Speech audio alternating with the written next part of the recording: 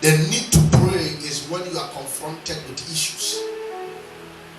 When there is something that you need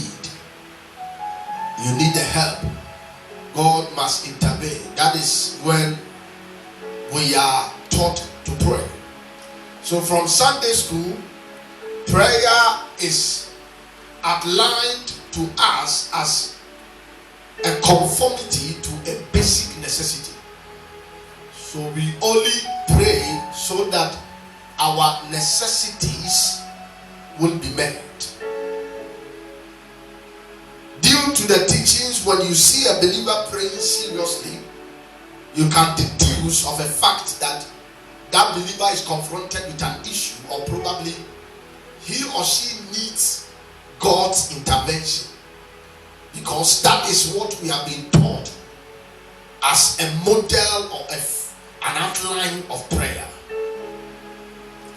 Prayer does not only respond to our basic necessities, but prayer increases the capacity of the believer to be able to live within the confinement of God. So in the days of his flesh, in the days when he came into revelation and understanding and conformity to the mysteries of his sufferings, when he had gone to an extent of understanding the sufferings that he was supposed to go through, when the flesh had taken over him in the days of his flesh. Hebrews chapter 5 verse 7.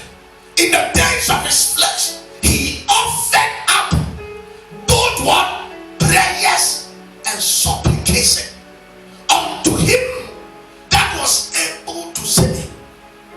When he came into conformity of this suffering, the only survival he had was to live within the confinement of the Holy Ghost, because he realized that if the flesh takes over, Jesus would have ended this plan that God had for humanity.